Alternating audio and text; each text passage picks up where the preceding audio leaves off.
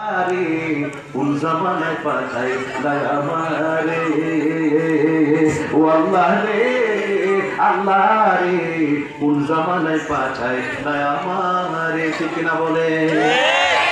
চলো চলো বর্তমানের পুরা মাইয়ার দেখো কি বারবার কথা বলেন বর্তমানের পুরা মাইয়ার দেখো কি বারবার মগাই পিছে মগি সামনে হুন্ডারি ড্রাইভার আল্লাহ রে কোন জামানায় পাঠাই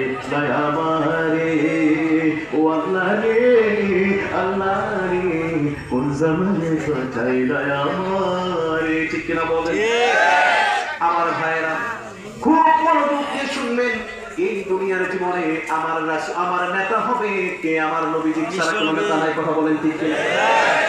আমার বন্ধুগণ আমি যে আয়াতে কারিমা তেলাওয়াত করেছি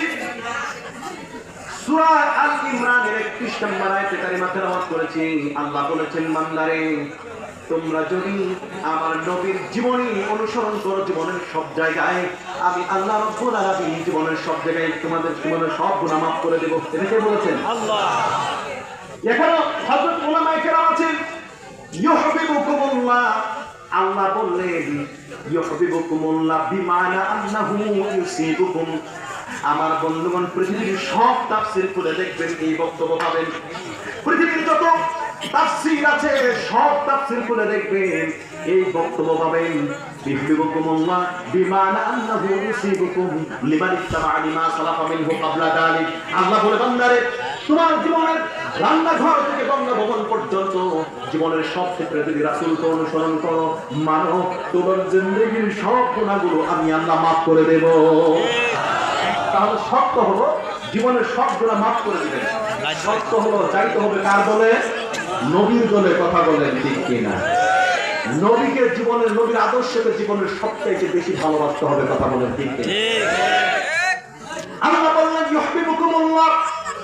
আমি ভালোবাসবো সত্য হলো তোমার আমার নবীর জীবনী অনুসরণ করতে হবে আমার বন্ধুগণ আমরা আল্লাহর ভালোবাসা পেতে চাই আমরা আল্লাহর ভালোবাসা কে কে পেতে চাই হাত উঠান তো দেখি হাত উঠাইছেন আচ্ছা